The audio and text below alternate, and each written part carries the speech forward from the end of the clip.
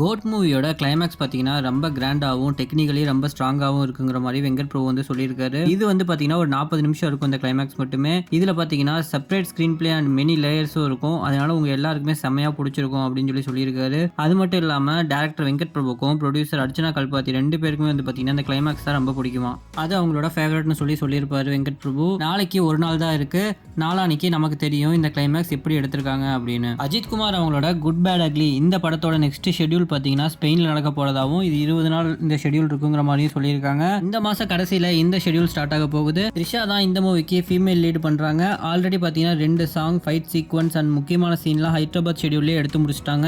கூடிய விரைவில் ஒரு நல்ல அப்டேட் இந்த டீம் இருந்து எதிர்பார்க்கலாம். மாரி செல்வராஜ் இயக்கத்தில் வந்த வாழை மூவி பார்த்தீங்கன்னா சூப்பர் ஸ்டார் ரஜினிகாந்த் சமீபத்தில் பார்த்துருக்காரு. பார்த்துட்டு இந்த படத்தோட டேரக்டரையும் படத்தையும் பற்றி பெருசாக அப்ரிஷியேட் பண்ணி எக்ஸோலை தளங்களில் ஒரு பதிவு போஸ்ட் பண்ணியிருந்தாரு. வாழை படம் ஒரு அற்புதமான தரமான படம், தமிழில் ரொம்ப நாளைக்கு அப்புறம் வந்திருக்கணும்.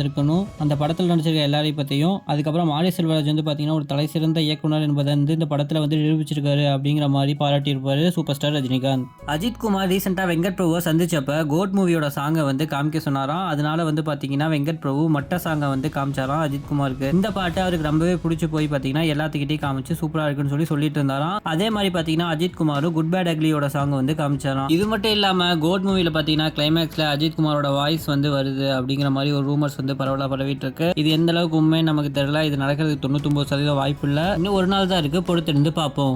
இந்த வருடம் தீபாவளிக்கு பார்த்தீங்கன்னா மொத்தம் 3 படம் தமிழ் சினிமா ரிலீஸ் ஆக போகுது. முதல்ல பார்த்தீங்கன்னா சிவகார்த்திகேயன் அவங்களோட அமரன் மூவி, ரெண்டாவது பார்த்தீங்கன்னா கவின் அவங்களோட பிளடி பக்கர் அண்ட் மூணாவது பார்த்தீங்கன்னா ஜெயம் ரவியோட பிரதர். 3 மூவியுமே பார்த்தீங்கன்னா 3 டிஃப்ரெண்ட் ஜெர்னல்ல இருக்கு. கண்டிப்பாக இந்த தீபாவளிக்கு வந்து பார்த்தீங்கன்னா ஆடியன்ஸ்க்கு எல்லாம் ஒரு மிகப்பெரிய ட்ரீட் காத்திருக்குன்னே நம்ம சொல்லலாம். கோட் மூவியோட புக்கிங்ஸ் பார்த்தீங்கன்னா வேர்ல்டு வைட் ஓப்பன் ஆயிடுச்சு. ஓப்பன் ஆன கொஞ்ச நேரத்திலே பார்த்தீங்கன்னா பல இடத்துல பல ரெக்கார்ட் பண்ணிட்டு இருக்கு. அதே மாதிரி தான் இந்த மூவி பார்த்தீங்கன்னா ப்ரீ சேல்ஸ்லேயே வந்து பார்த்தீங்கன்னா பயங்கர ரெக்கார்ட் கிரியேட் பண்ணிட்டு இருக்கு. தளபதி விஜய்னாலே ரெக்கார்ட் மேக்கர்னே நம்ம சொல்லலாம். எனக்கு தெரிஞ்சு இந்த படத்துக்கு மட்டும் பாசிட்டிவ் ரிப்போர்ட்ஸ் வந்துச்சுன்னா லியோ ரெக்கார்ட் கண்டிப்பாக இந்த படம் முறியடிச்சிடும். கூலி படத்தோட டெய்லி கேரக்டர் அனௌன்ஸ்மெண்ட்ல பார்த்தீங்கன்னா நேற்று அனௌன்ஸ் பண்ண கேரக்டர் பார்த்தீங்கன்னா நம்ம சூப்பர் ஸ்டார் ரஜினிகாந்த் அவங்களோட கேரக்டர் தான். அந்த கேரக்டருக்கு தேவான் நேம் வச்சிருக்காங்க. இது தளபதி படத்தில் நம்ம சூப்பர் ஸ்டார் ரஜினிகாந்தோட பேரு. லோகேஷ் சம்பவத்தை இப்பயே ஸ்டார்ட் பண்ணிட்டாருன்னு நம்ம சொல்லலாம். இன்னும் நிறைய இன்ட்ரெஸ்டிங் நியூஸோட நாளைக்கு உங்களை சந்திக்கிறேன். தேங்க்யூ ஸோ மச் ஃபார் வாட்சிங்.